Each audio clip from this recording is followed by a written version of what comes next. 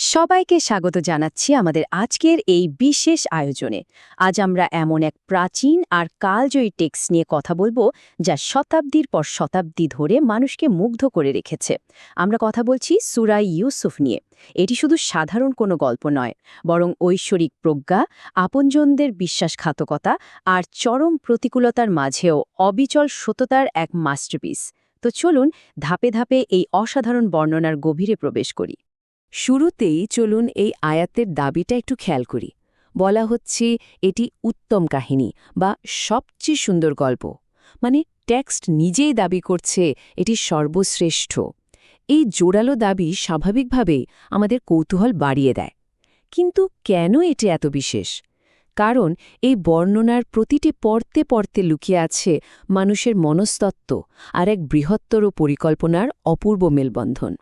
প্রথম অধ্যায়ে সর্বশ্রেষ্ঠ কাহিনী। যে কোনো দারুণ গল্পের মতোই এর শুরুতেও রয়েছে একটা বড়সড় চমক, একটি অত্যন্ত তাৎপর্যপূর্ণ এবং প্রতীকী নবীসুলভ স্বপ্ন। এখানে স্বপ্নটার উপাদানগুলো একটু খেয়াল করুন।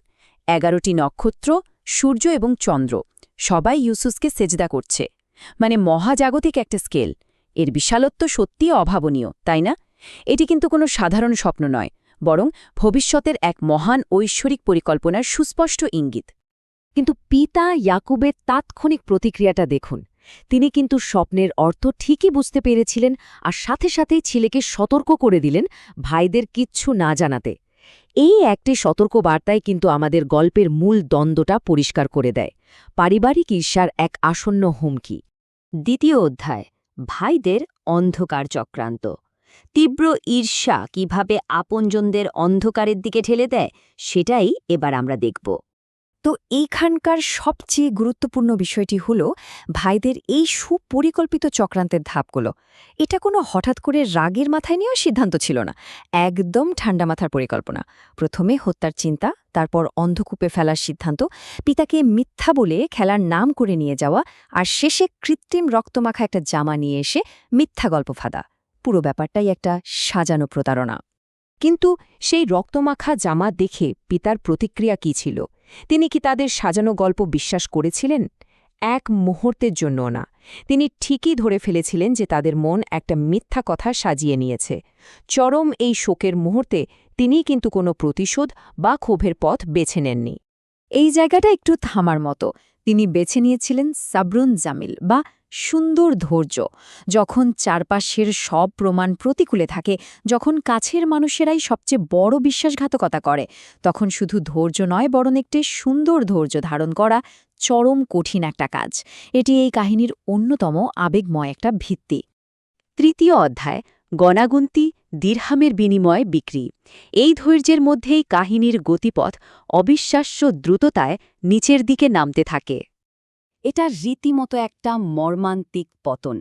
পিতার আদরের সন্তান থেকে প্রথমে অন্ধকার কূপের তলদেশ, তারপর এক কাফেলার কাছে বিক্রি হয়ে পণ্যে পরিণত হওয়া, আর শেষমেশ মিশরের এক ক্ষমতাধর ব্যক্তির, যাকে আজিজ বলা হয়, তার এস্টেটে এক দাস হিসেবে জীবন শুরু। আপাত দৃষ্টিতে মনে হতে পারে ইউসুফ সম্পূর্ণ ক্ষমতাহীন, ভাগ্য যেন তাকে নিয়ে খেলছে। কিন্তু এই আয়াতাংশটি পুরো বর্ণনার মূল থিমটা একদম সামনে নিয়ে আসে। এই দৃশ্যমান ক্ষমতাহীনতার আড়ালে আসলে কাজ করছিল এক চূড়ান্ত ঐশ্বরিক নিয়ন্ত্রণ। সবকিছুই যেন এক বৃহত্তর পরিকল্পনার অংশ, যা সবার বোধগম্য নয়। চতুর্থ অধ্যায়, প্রলোভনের পরীক্ষা। মিশরে পৌঁছানোর পর ইউসুফ যখন পূর্ণ যৌবনে পদার্পণ করেন, তখন গল্পের গতিপথ একেবারে নতুন মোড় নেয়। এখানে মজার ব্যাপারটা খেয়াল করুন, একটা অদ্ভুত বৈপরীত্য। আজিজের স্ত্রী যখন মিথ্যা অভিযোগ আনছেন, তখন বস্তুগত প্রমাণ ঠিক তার উল্টো কথাই বলছে। ইউসুফের জামা সামনের দিক থেকে নয়, বরং পেছন দিক থেকে ছিন্ন ছিল, আর এটাই প্রমাণ করে দেয় যে তিনি আসলে প্রলোভন থেকে পালিয়ে যাচ্ছিলেন। প্রমাণটা এতটাই স্পষ্ট ছিল যে গৃহস্বামী মানে আজিজ নিজেই আসল ঘটনা ধরে ফেলেন। তিনি সরাসরি স্ত্রীর অভিযোগ প্রত্যাখ্যান করে বলেন যে এটা সম্পূর্ণ তাদেরই ছলনা। ইউসুফের সততা এখানে সত্যের আলোতে দারুণভাবে উজ্জ্বল হয়ে ওঠে। কিন্তু নাটকীয়তা এখানেই শেষ নয়। নগরের মহিলারা যখন এই নিয়ে গুঞ্জন শুরু করে, তখন আজিজের স্ত্রী এক অভিনব ভোজসভার আয়োজন করেন। দৃশ্যটা একটু কল্পনা করুন, মহিলাদের হাতে ফল কাটার ছুরি, আর ঠিক সেই মুহূর্তে ইউসুফকে সামনে আনা হলো।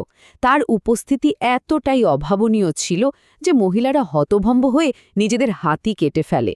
তারা তাকে কোনো সাধারণ মানুষ নয়, বরং এক মহান ফেরেশতা বলে ঘোষণা করে দেয়। এই অভাবনীয় পরিস্থিতির পর জনসম্মুখে এক চরমপত্র ছুড়ে দেওয়া হয়।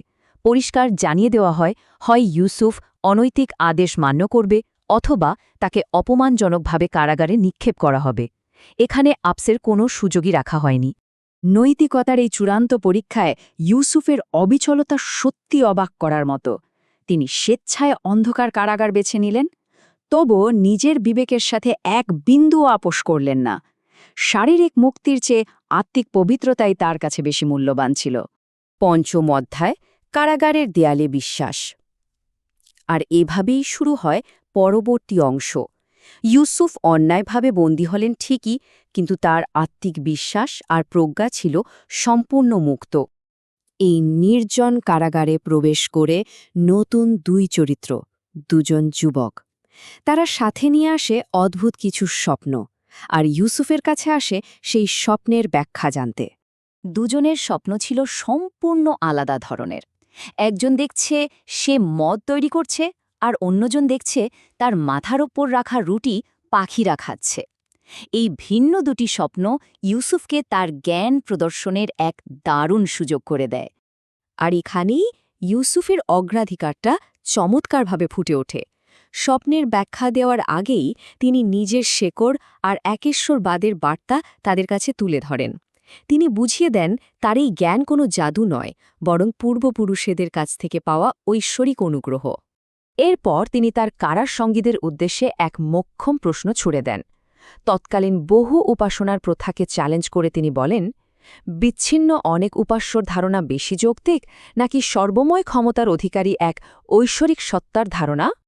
আর এটিই ছিল ইউসুফের মূল অবস্থান। সব ক্ষমতা, সব বিধান কেবল এক সত্তার হাতে। পুরো কাহিনীতে আমরা এতক্ষণ ধরে ঐশ্বরিক নিয়ন্ত্রণের যে থিমটি বারবার দেখেছি, এটি তারই চূড়ান্ত ঘোষণা। কারাগারের অন্ধকার প্রকোষ্ঠেও এই সত্য ম্লান হয়নি। আমাদের আজকের বিশ্লেষণ আমরা এখানেই রাখছি, কিন্তু একটা বড় প্রশ্ন থেকেই যায়। এই দুই যুবকের স্বপ্নের ব্যাখ্যাকে আদৌ ইউসুফের মুক্তির কোনো দরজা খুলবে, নাকি একজন সৎ ও নির্দোষ মানুষের সত্য আজীবনের জন্য এই কারাগারেই বন্দী হয়ে থাকবে? এই অসাধারণ কাহিনীর পরবর্তী অংশগুলো আরও রোমাঞ্চকর। আজকের মতো বিদায় নিচ্ছি। নতুন কোনো বিষয় নিয়ে খুব শিগগিরই আবার দেখা হবে।